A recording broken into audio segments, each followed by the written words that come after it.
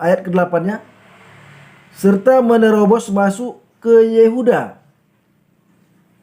ibarat banjir yang meluap-luap hingga sampai ke leher, dan sayap-sayapnya yang dikembangkan akan menutup seantero negerimu, ya Immanuel. Nah, pemirsa yang dirahmati Allah,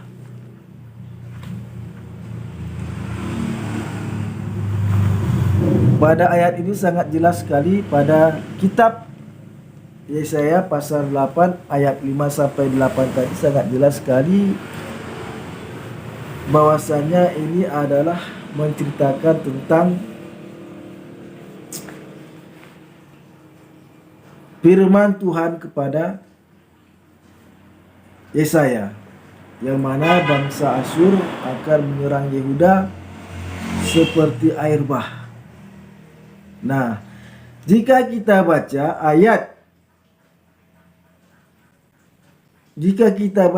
kitab Kejadian Yesaya pasal 8 ayat 5 sampai 8 ini sangat jelas sekali bahwasannya Allah berfirman kepada Nabi Yesaya. Jadi gelar Immanuel itu adalah untuk Nabi Yesaya. Mengapa demikian? Karena sangat jelas sekali dikatakan pada akhir ayat ke-8, yaitu pasal 8 ayat ke-8-nya, yaitu yang mengatakan bahwasannya serta menerobos masuk ke Yehuda, ibarat banjir yang meluap-luap hingga sampai ke leher, dan sayapnya yang dikembangkan akan menutup seantero negerimu, ya Immanuel. Berarti Immanuel ini adalah sebutan Tuhan kepada Nabi Yesaya.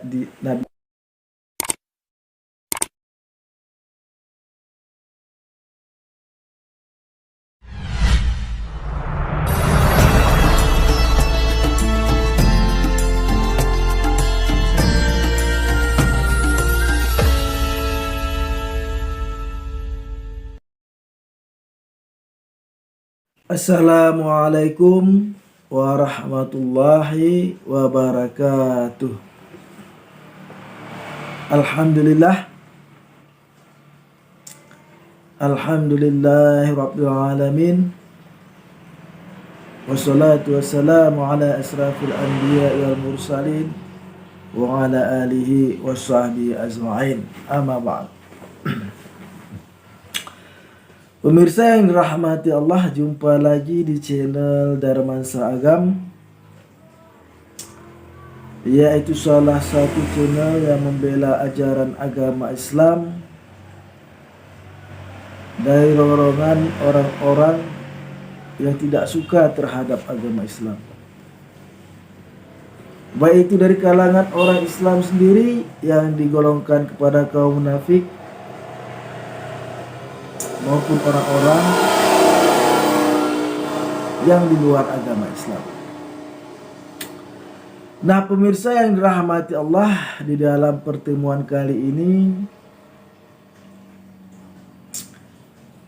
kita akan membahas salah satu video,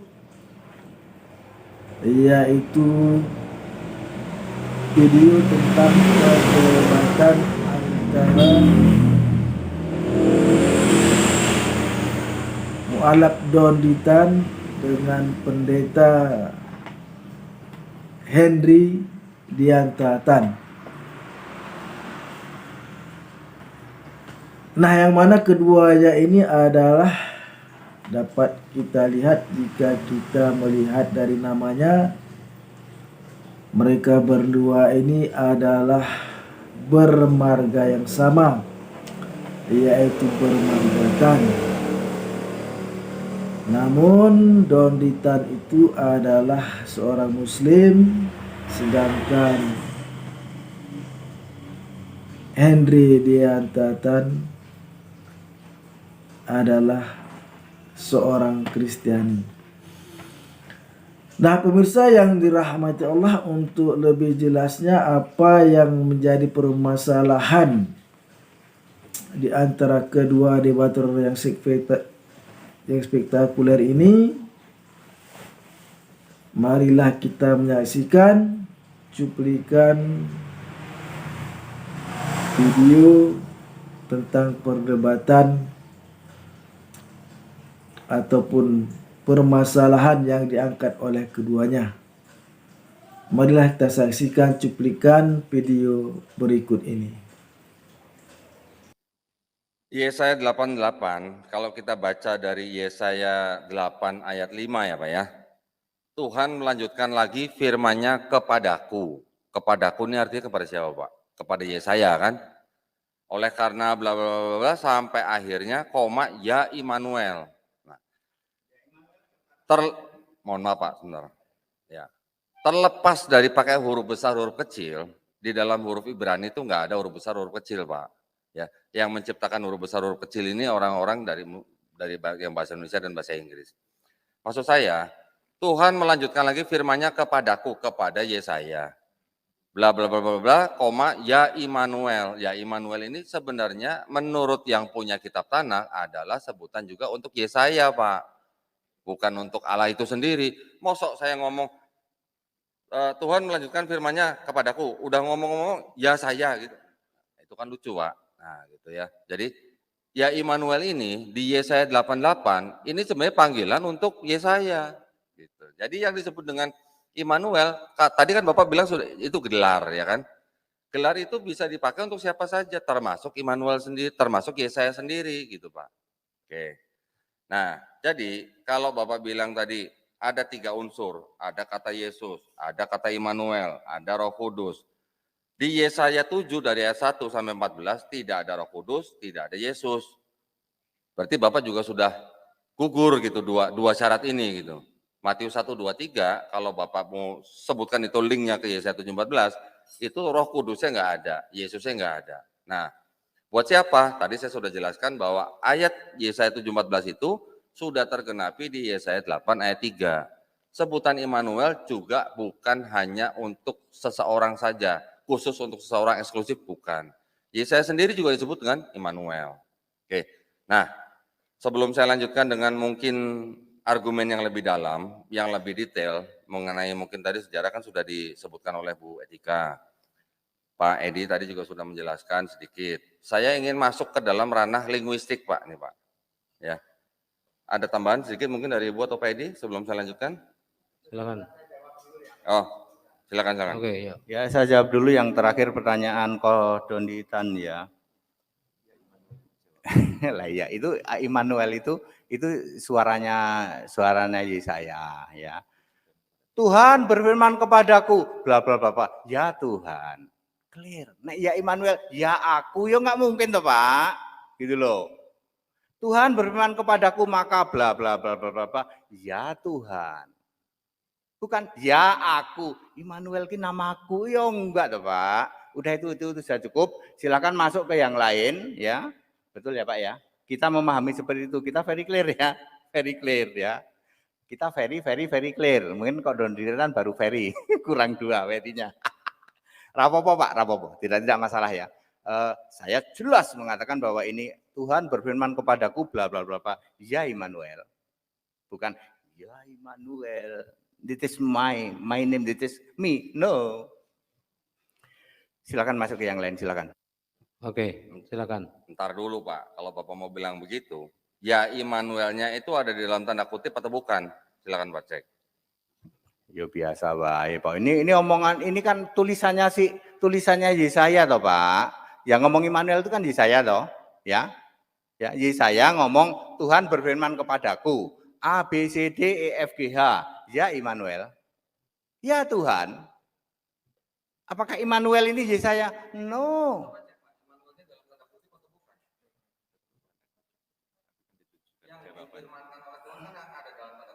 Mana sih?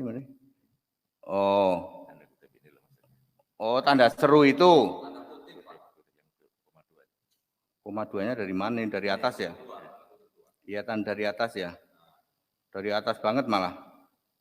Mana tanda kutipnya? Oh iya, iya. Ya oke.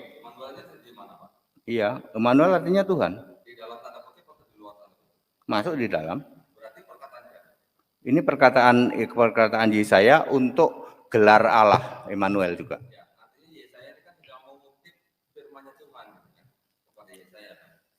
Oh no, bukan. Yesaya. Ini Yesaya yang ngomong, ya. Pak Dodi ini mic. Artinya kan Yesaya mengutip perkataan Tuhan atau firman Tuhan yang semuanya ada di dalam tanda kutip. Ya Immanuelnya itu ada di dalam tanda kutip. Mana sih? Ada 8, ada sih. Jawab kepada Tuhan gitu. Dia bercerita. Iya. Aja saya bercerita dan terus langsung dijawab ya Tuhan. Iya. Ya yang benar begitu. Dia bercerita langsung dijawab ya Immanuel begitu. Ya begitulah. Begini loh Pak ya. Tidak mungkin Immanuel di sini beda dengan Immanuel di sini. Tidak mungkin. Tidak mungkin. Ya. Tuhan di sini beda dengan Tuhan sini, sama-sama huruf besar. Mau tanda seru, mau tanda kutip, mau tanda apa. Tidak mungkin Tuhan huruf besar di ayat A beda dengan Tuhan huruf besar di ayat B. Immanuel hanya 3. Tidak mungkin Immanuel di sini, Immanuel di sini, Immanuel di sini. Sama-sama persis. I-nya huruf besar, Immanuel lalu. Yang ini buat ini, yang ini buat ini. Enggak mungkin. Bahasa Indianya nehi. Ya soal tidak paham enggak apa-apa. Tapi saya lebih prefer, tidak mungkin. Yesus di sini beda Yesus di sana gara-gara tanda petik. Tidak mungkin. Betul Pak Gideon? Yes, very clear kami. Ya, kalau Anda memahami Immanuel di sini gara-gara tanda kurung, maka beda dengan Immanuel di sana. Wong Ming hanya 3 loh Pak, ya hanya 3 ini Immanuel ini gitu loh. Udah gitu aja. Yang lain yuk Pak, yang lain Pak silakan Pak. Oke, silakan. Nanti dulu Pak, jangan keluar dari ini dulu Pak. Nah gini loh Pak, yang dimaksud dalam tanda kutip itu adalah perkataan Tuhan yang dikutip oleh Yesaya. Ya Immanuelnya itu ada di dalam tanda kutip. Berarti itu adalah bagian daripada firman Tuhan kepada Yesaya. Artinya Tuhan mengatakan ya Immanuel. Nah yang dimaksud ya Immanuel oleh Tuhan ini siapa gitu Pak? Apakah Yesus menurut Pak Hendritan? Silakan Pak. Tuhan huruf besar semua belum memakai nama Yesus. Memakai nama Yesus itu di Immanuel yang ketiga. Ini kan Yesaya, Matius. Baru di situ pakai nama Yesus di Matius. Apa? Tuhan melanjutkannya kepadaku, ya sudah ini samalah. Ya enggak apa-apa Pak, ya. Aku ya Bapak bilang Immanuel yang kedua itu beda dengan Immanuel nomor 1 sama nomor 3. Aduh, ya nek aku clear. Kalau saya clear, tidak mungkin Immanuel ini dua berbeda. Yang satu untuk Yesaya, yang satu untuk Yesus. Tidak mungkin Pak. Soal belum paham, kami sih sudah paham Pak. Kami sudah paham banget gitu. Paham banget kami. Gitu, oke. Oke, silakan. Saya maunya paham Pak, tapi nggak ada Roh Kudus masalahnya Pak. Nah, yang di dalam tanda kutip itu adalah firman Tuhan kepada Yesaya. Pertanyaan saya, yang dimaksud Tuhan yang sedang berfirman kepada Yesaya, yang menyebut ya Immanuel, itu untuk siapa Pak? Apa untuk dirinya sendiri? Silakan Pak. Untuk Tuhan huruf besar semua. No, Tuhan huruf besar semua untuk Allah. Ya. Dirinya sendiri. Tuhan berbicara untuk dirinya sendiri. Itu ya Immanuelnya di dalam tanda kutip tuh Pak. Tunggu. Saya mau ngeling ke ayat mana ya? Tuhan berbicara untuk dirinya sendiri. Tuhan berbicara untuk dirinya sendiri. Oke. Salah satu contoh adalah ini saya linknya ke sini, Yohanes 17 ayat 3. Mengenal engkau satu-satunya Allah yang benar dan Yesus Kristus yang telah engkau utus. Yesus sedang bicara pada dirinya sendiri untuk yang ini, Pak. Saya ingin membawa Bapak ke arah situ, ya. Inilah hidup yang kekal itu yaitu mengenal engkau bukan Bapa ya, tidak ada kata Bapa di sini. Engkau satu-satunya Allah yang benar dan dan Yesus Kristus yang telah engkau utus. Yesus sedang ngomong kepada dirinya sendiri sebagai Allah di surga. Kalau yang ini ya, saya ingin mengatakan bahwa saya sedang membicarakan ya Immanuel itu ya Tuhan sana, begitu. Lah nek ngene sudah tidak paham juga ya aku ya wis enggak punya penjelasan lain aku, Pak. Ya kalau tidak paham enggak apa-apa lah ya. Kan kita memang juga tidak sama begitu ya. Tidak paham. Tapi saya ingin mengatakan tidak mungkin Yesus di sini beda Yesus ini, beda Yesus ini. Immanuel di sini beda Immanuel sini, beda Immanuel sini. Tuhan sini, Tuhan sini, ini tidak mungkin. Tuhan yang sama, Immanuel yang sama, yang dimaksud Immanuel yang sama. Bahwa Immanuel memang harus Allah, makanya itu Roh Kudus. Oke, kalau ini kenapa ini di 88 ada Immanuel, inilah yang dimaksud Roh Kudus. Boleh juga mau begitu, boleh juga ya. Boleh juga ya. Roh Kudus di Matius 1 ayat 20 itu sebenarnya dari sini. Boleh juga saya mengatakan begitu, karena Immanuel yang di sini artinya Allah. Allah kan roh. Begitu. Ya enggak apa-apa kalau. Tapi karena Immanuel memang ada tiga ayat ya, 3 kata Immanuel tidak mungkin berbeda-beda antara 1, 2 dan 3. Demikian, terima kasih. Oke, silakan Pak Dodi. Nah, pemirsa yang dirahmati Allah, dari tayangan cuplikan video tadi dapat kita simpulkan bahwasannya perdebatan yang terjadi antara saudara Mu'allaf Donditan dengan saudara pendeta Henry Diantatan adalah mengenai siapakah Immanuel tersebut.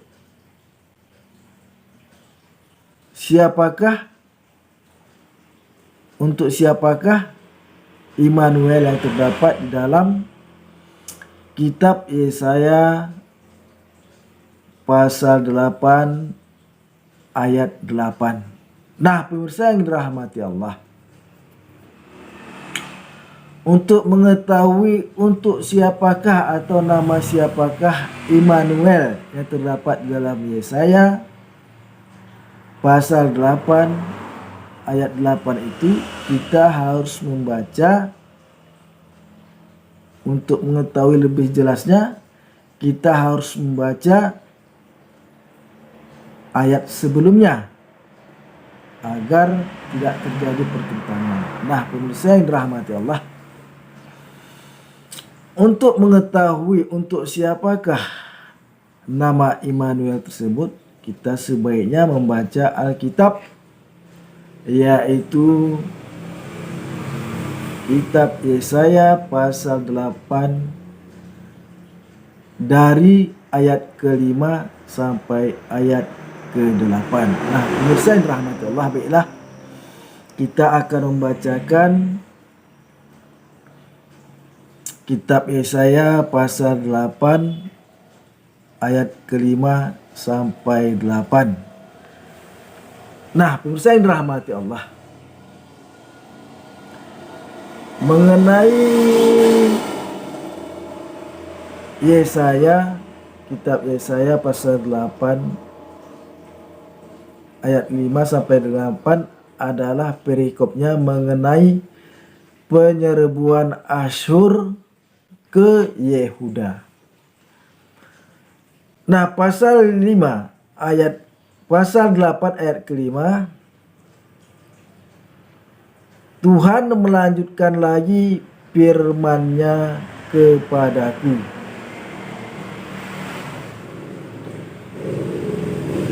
Ayat ke-6-nya, oleh karena bangsa ini telah menolak air Siloah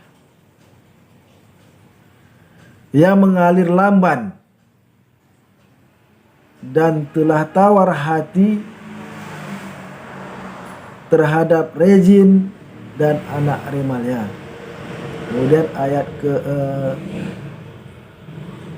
ke-7-nya,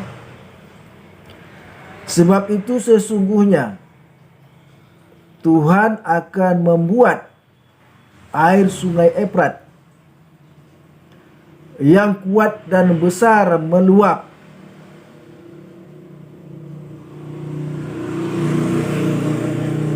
Sungai Efrat yang kuat dan besar meluap-luap atas mereka, yaitu Raja Asyur dengan segala kemuliaannya.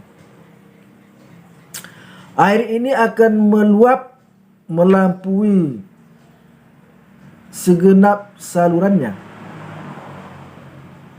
dan akan mengalir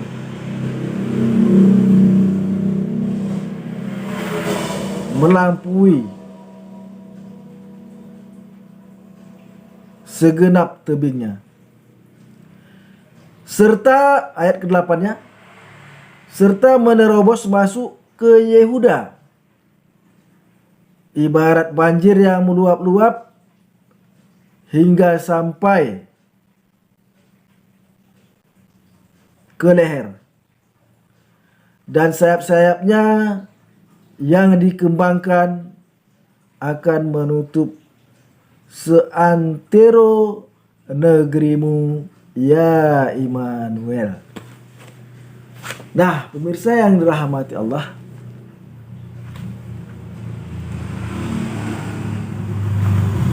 pada ayat ini sangat jelas sekali pada kitab Yesaya pasal 8 ayat 5 sampai 8 tadi sangat jelas sekali bahwasanya ini adalah menceritakan tentang firman Tuhan kepada Yesaya, yang mana bangsa Asyur akan menyerang Yehuda seperti air bah. Nah, jika kita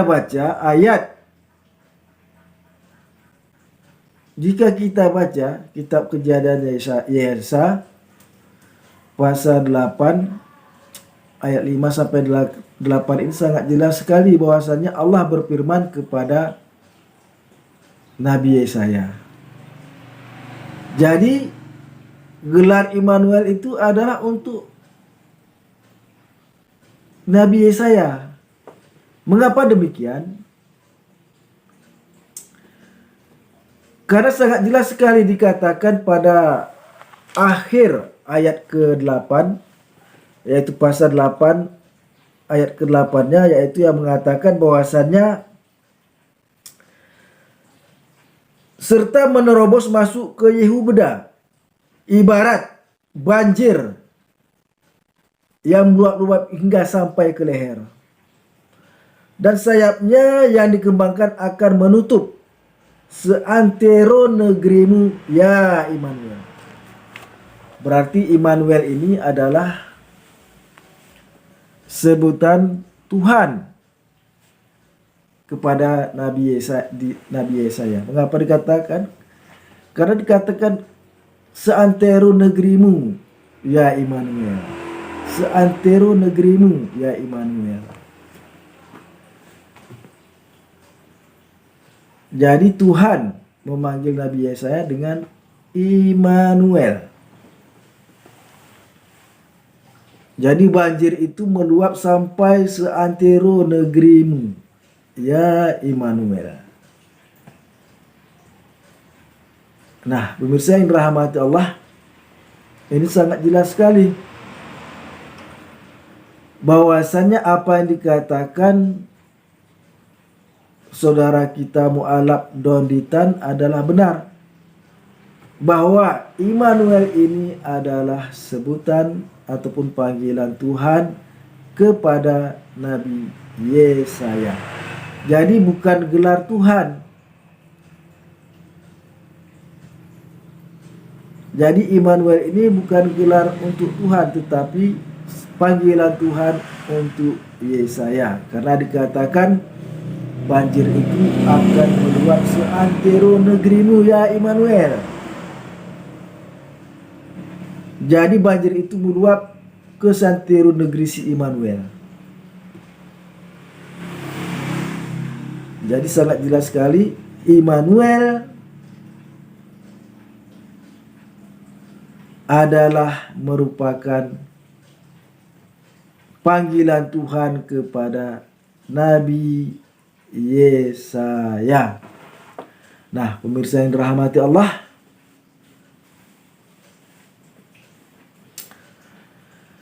Perkuat terus dan perteguh terus keimanan kita kepada agama Islam. Karena agama Islamlah agama yang diturunkan oleh Allah Subhanahu wa taala dari semenjak Nabi Adam sampai kepada Nabi Muhammad adalah beragama Islam. Termasuk Nabi Isa, beliau beragama Islam. Karena apa?